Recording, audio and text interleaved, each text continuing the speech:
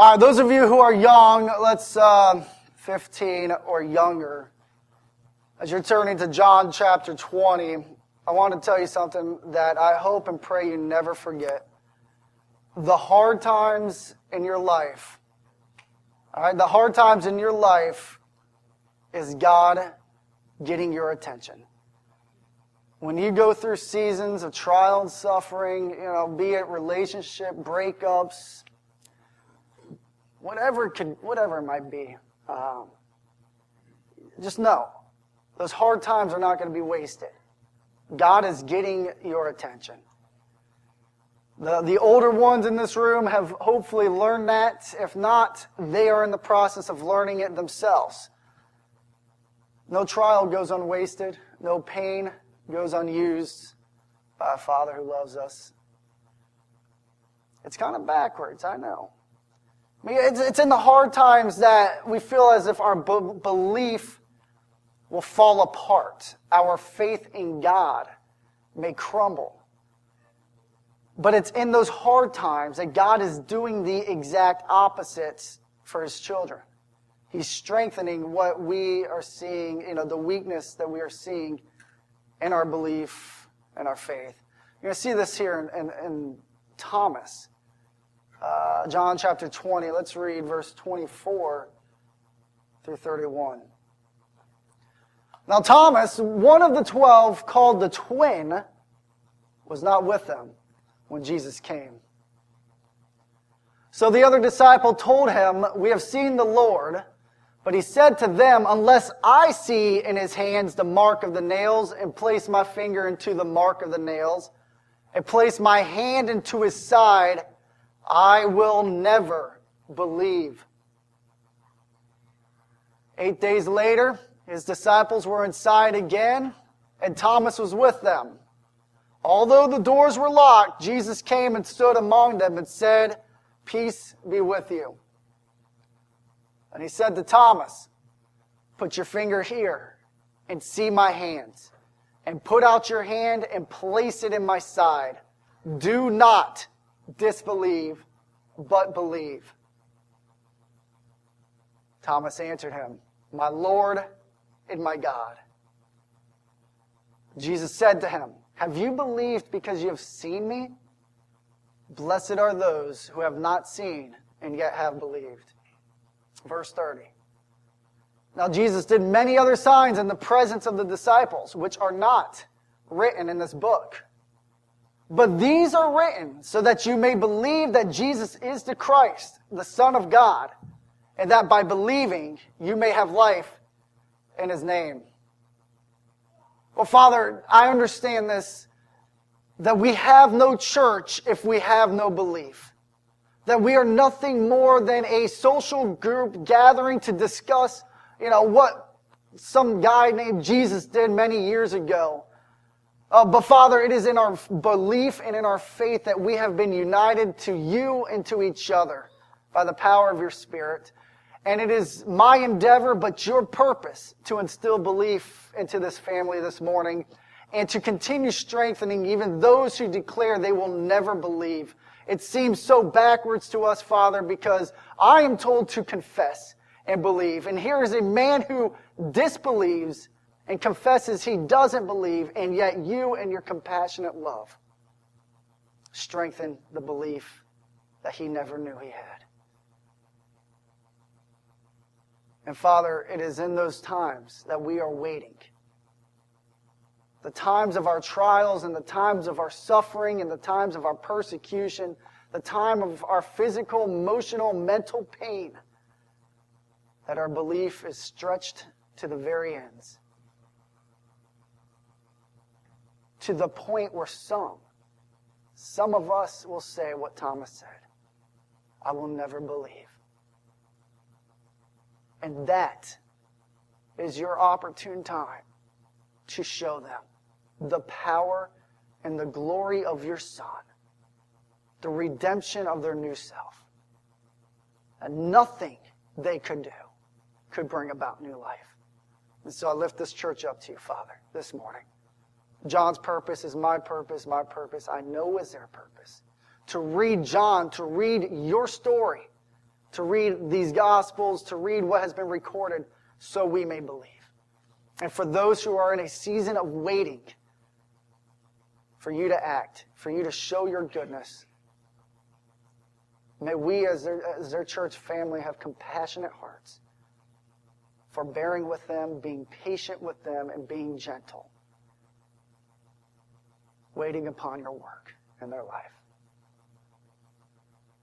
Do you trust your TomTom? TomToms were like GPSs back in the day, before GPS became the name for, I guess, TomToms and everything alike. I find myself, on my GPS, which is my phone, I use it a lot. You got the options of shortest distance, no toll roads or whatnot. And I'll plug in shortest distance, no toll roads. And then I trust my GPS blindly. I'll go to the middle of nowhere, assuming my GPS is correct. And I'll be heading out to Tampa or something, and GPS knows my request, so, it'll take me on I-4 or wherever, and then all of a sudden it'll take me off I-4 through some back roads, do some loop-de-loops, tell me to do a burnout, go knock on a door, go over a bridge, come back over the bridge, back on the intersection where I first was, and not sure what that was all about, but sometimes these TomToms, GPSs have minds of their own, but we blindly follow them. I saw this week. It was a picture of the Wizard of Oz characters, right? The Scarecrow driving a car with Dorothy, the woman in the passenger seat. In the back seat was the Lion and the Tin Man. And Dorothy, they're on the yellow brick road, of course. And Dorothy is in the passenger seat, navigating. Follow the yellow brick road, follow the yellow brick road, follow the yellow brick road, follow the yellow brick road, over and over and over again. Finally, the Lion, out of sure exasperation, goes, "Seriously? Do we really need a GPS?" I thought that was pretty cool. Then I found this. If the IRS was to make a GPS, it may sound something like this. Proceed to the intersection following Schedule C, Section 4 through 6. Then turn right if the number of passengers in your vehicle, Form B-22, is greater than the number of cup holders, line 15, currently in use. So, but sometimes your GPS, your TomTom, can be very confusing, but you trust it. You have to sometimes. You don't know where you're at. Well, hey, Thomas got the name what? It's a shame. And you're going to see today how unfortunate that name is that we pegged on the guy. Jesus never calls him Doubting Thomas. Jesus, and I'll show you this as clear as day, calls him Believing Thomas. And it struck me this week, and just in the past as I've read this, what would Thomas react? How would he react if he was in our churches today and we were the ones who labeled him Doubting Thomas? Where would he be at in his belief?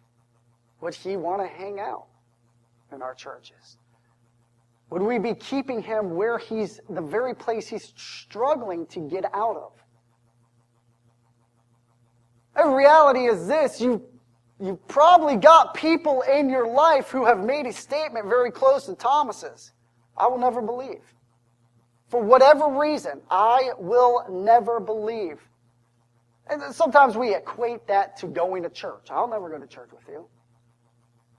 Or maybe it's due to a trial they went through, a tragedy they went through, and they just cannot conceive mentally how a loving God could allow something like that happen.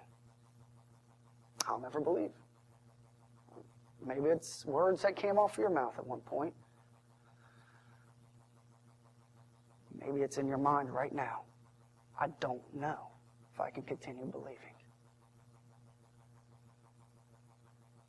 It's of no benefit to label you Doubting and then your name, Doubting Greg. I mean, it's no benefit for the church to slap the word doubting upon its people.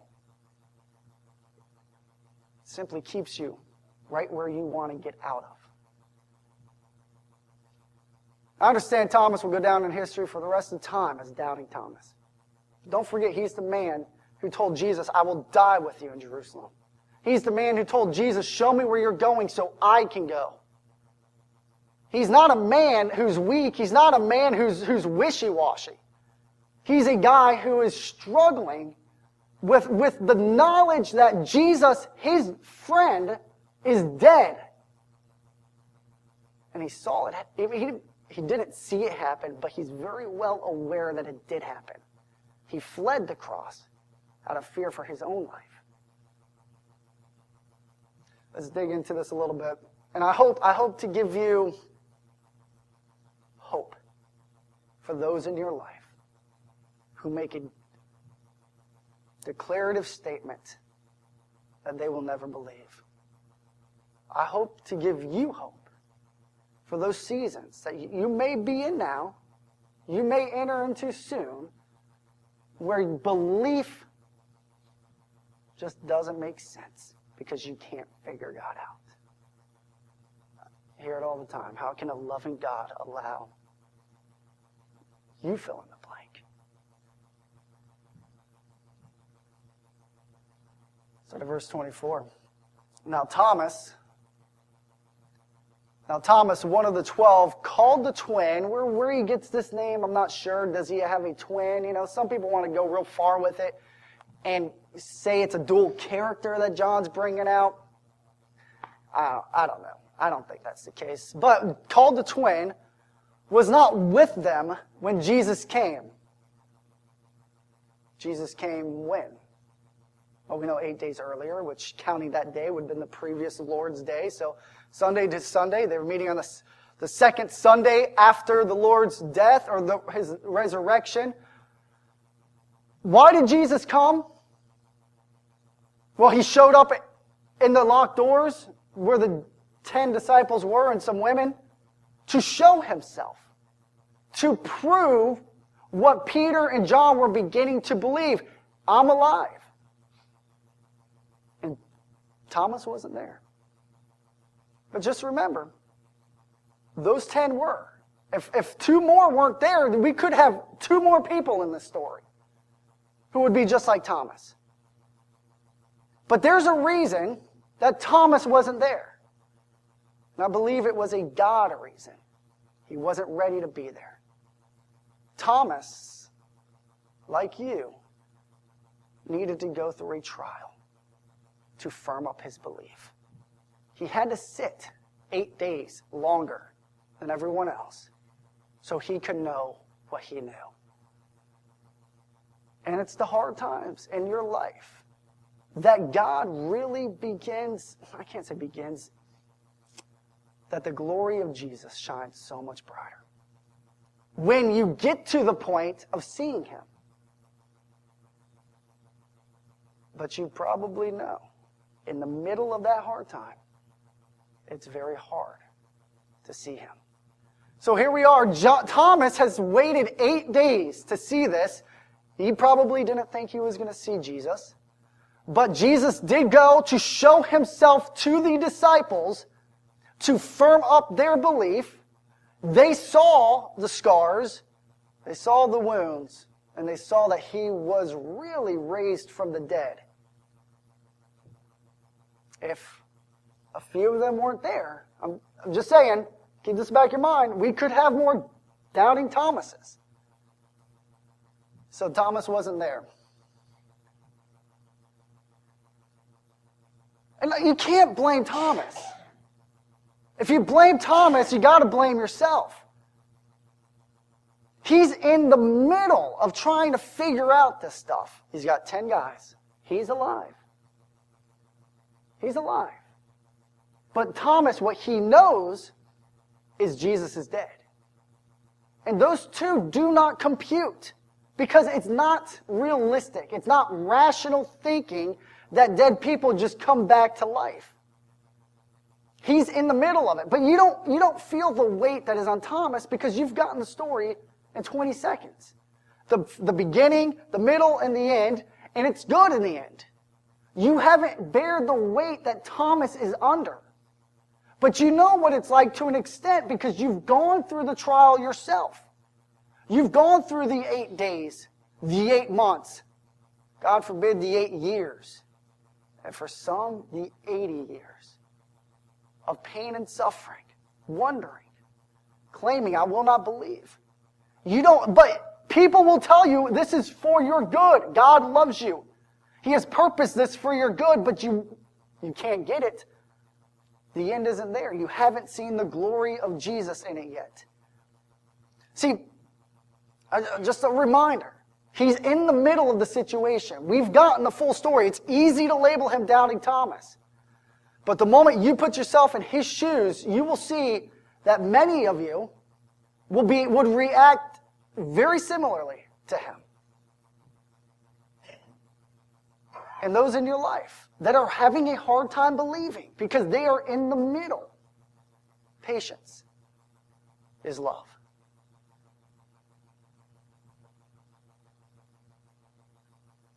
Verse 25, so the other disciples told him, we have seen the Lord. But he said to them, apparently shortly after Jesus showed up the first time, what does he say to them? Unless I see in his hands the mark of the nails, and place my finger into the mark of the nails, and place my hand into his side,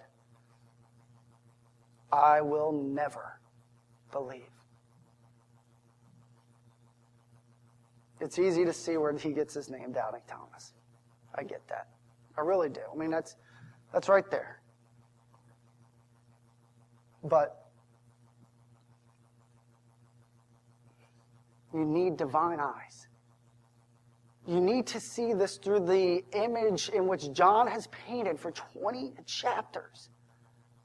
And for some of you, I understand this is kind of newer talk, or we don't talk about it much in church, but it is the gospel.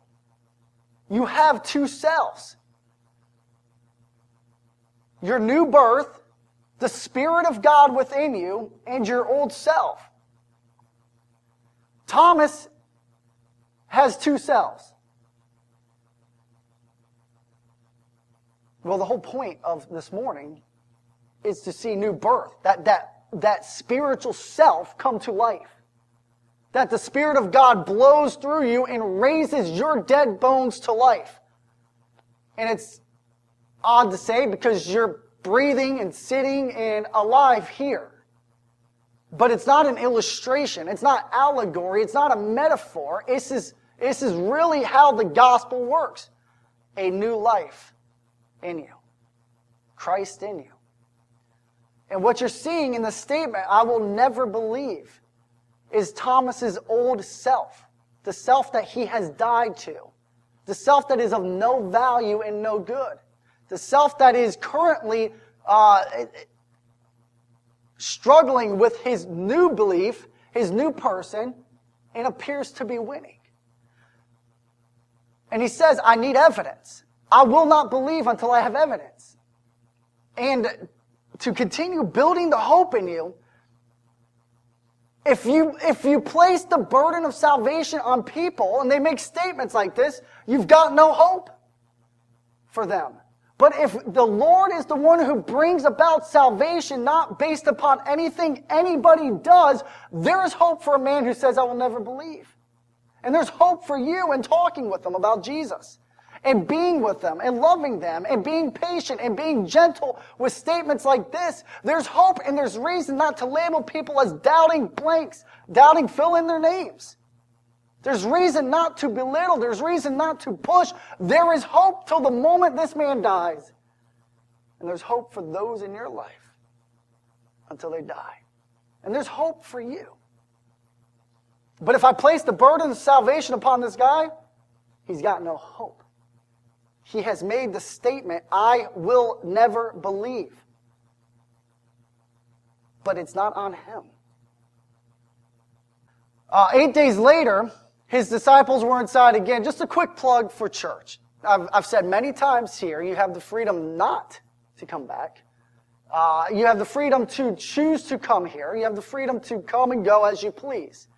And it's an odd thing for a pastor to say, because I want people here, right? I mean, it gives me a little more purpose when people are here.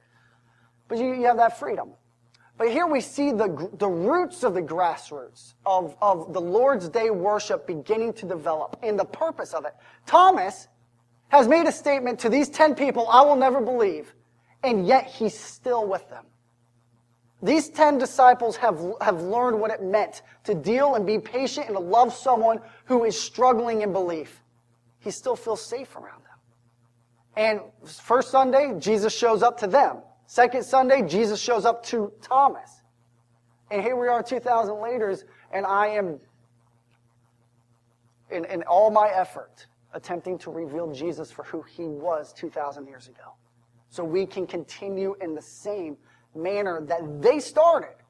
On the second Lord's Day, the revelation of Jesus to people so they will believe. 8 days later, his disciples were inside again, and Thomas was with them. Although the doors were locked, so it's kind of a repeat of the week before, Jesus came and stood among them and said, "Peace be with you." There he is. Jesus has showed up. And if you think Jesus doesn't hear your prayers, then he said to Thomas, "Put your finger here and see my hands, and put out your hand and place it in my side." Jesus specifically addresses those words that Thomas said when Jesus was not there. He heard his prayer. Well, it wasn't a "Dear God" prayer, but the children of the Lord, the shepherd, hears their voice also. And Jesus is working out what the Good Shepherd did in John 14 and what he is told to do, and that is to protect this man and to protect you. He shows up, hey, like the two dudes on the road to Emmaus. They're just talking about the events that took place and then Jesus all of a sudden shows up as he's listening in.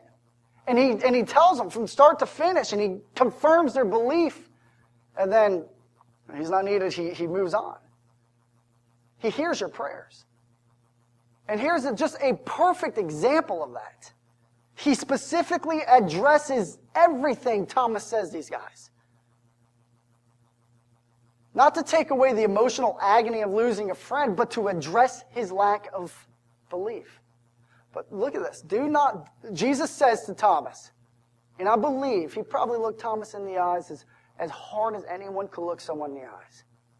And was as authoritative as anyone could be. Do not disbelieve, but believe. We're going to go Greek here for a few moments, because the Greek reveals something you cannot see in this. Because as it stands in the ESV, which is what we have a command to Thomas to not disbelieve. Other versions put, "Do not doubt, but believe." And if you open the Greek up, you begin to understand the weight of this. And you can understand why I say we should never call Thomas Doubting Thomas again. Do not disbelieve. Disbelieve and believe. The word for disbelieve is apistos. Apistos.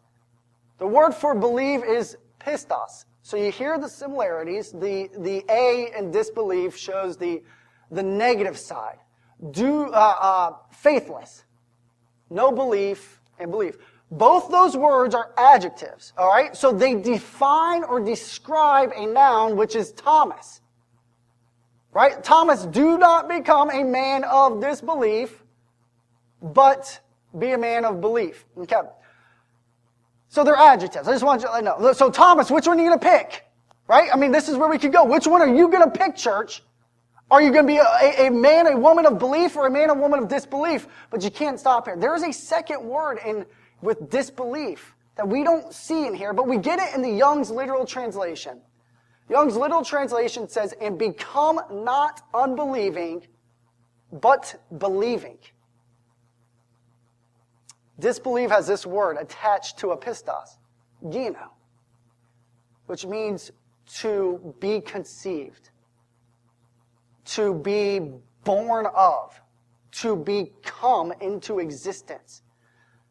We give it to you as wooden as possible. Jesus says to Thomas, don't you dare become born in disbelief, but continue being the man of belief you are.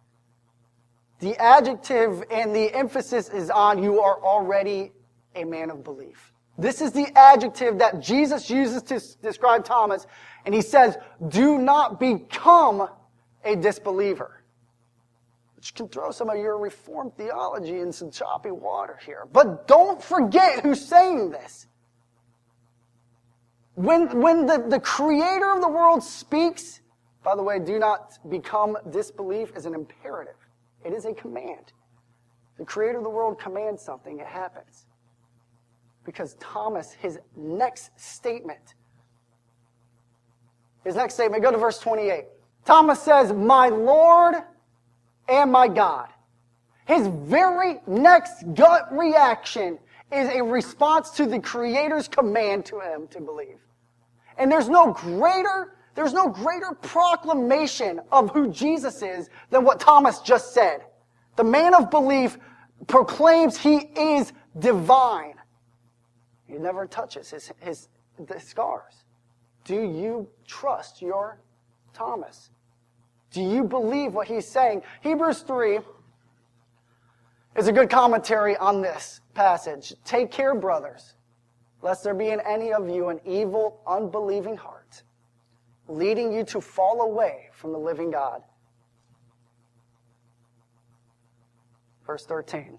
"But exhort one another every day, as long as it is called today, that none of you may be hardened by the deceitfulness of sin."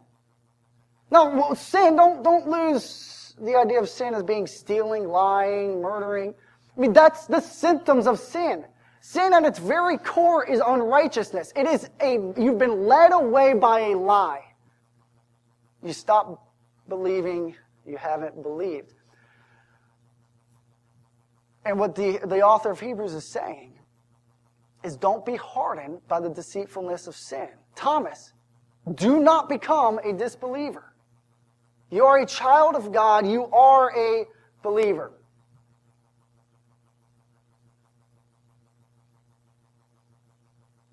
And Thomas says, "My Lord and my God." So what burst through the floodgates of his mind of the unbelief is who Thomas really is.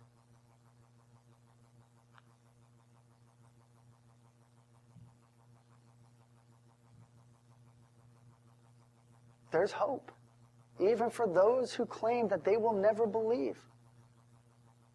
Because our God is a God of instilling belief into dead hearts, or calling it out of those who are not fully there yet.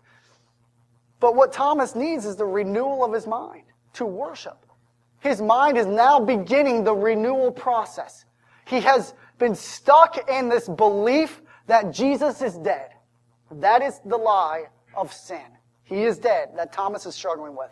And Jesus reveals himself and says, "No. But don't become a disbeliever. Don't be born in disbelief. Believe what you are seeing." And his mind is being renewed right in front of your eyes.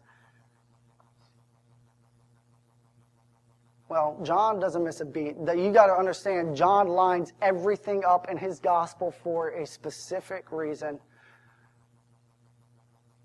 So verse 29, Jesus said to him, "Have you believed because you have seen me?"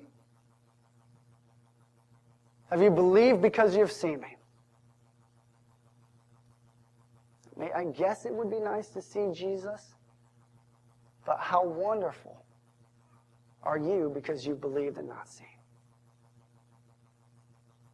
How much greater your belief because you believe and have not seen. Verse 30.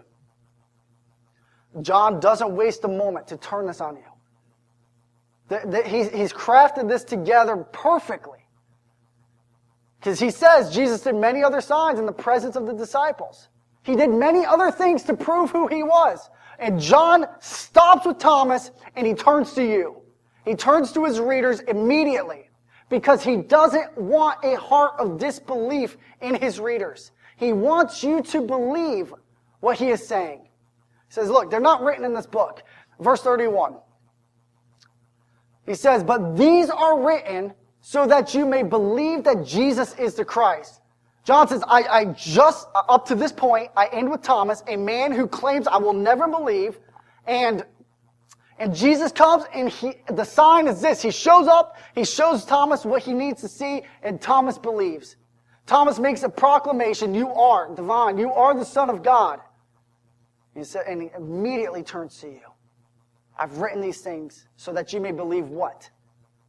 Exactly what Thomas just proclaimed. Jesus is the Christ, the Son of God. How incredible to end on a man who claimed not to believe and then makes a statement of belief, and the gospel writer John uses his statement of belief and turns it to you and says, do you trust what Thomas is saying? He saw him.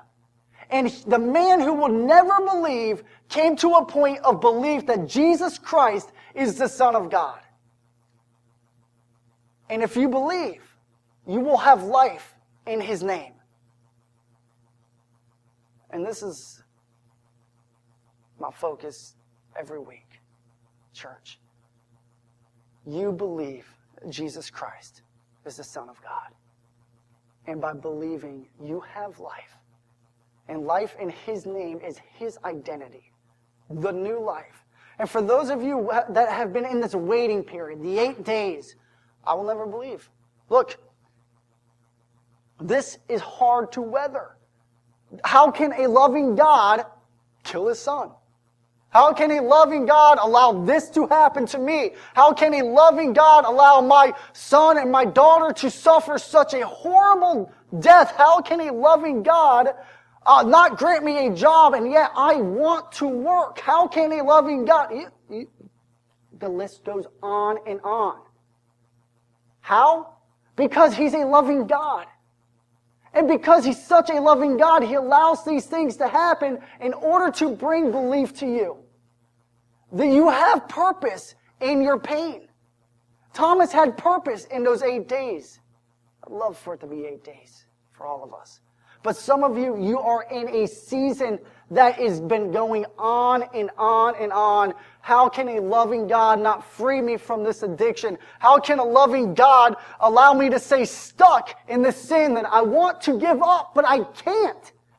But don't forget that sin, that behavior is a symptom of a deceitful heart, of a lie that crept in. And the truth is this. Despite that lie, the truth is God loves you. He sent his one and only Son to die for you, to forgive you of your sins, to divorce it from you, to send it away so that you can have life, and life in his name. And this is what I call you to. Do not become a disbeliever. Continue in your belief. And for those of you, you never stepped into that belief. Step into that belief this morning. Make the proclamation in your heart. I will believe. And June, when we have our baptism celebration, put on your Connect card, talk to me. Let's baptize you. Let's work the gospel out in you in real life. Let's immerse you into Jesus' death. Let's bring you up out of the waters to show you you have been cleansed and forgiven. Let's add you to our numbers, the family of God.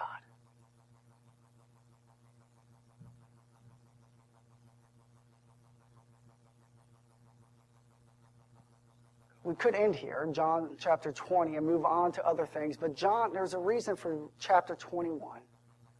He had to see this work out in Peter and John a little bit more. There's a man named Peter who's struggling. We need to see this worked out. We'll be in John for just a few more weeks. The encouragement to believe does not end here. But this is the command for you today to believe.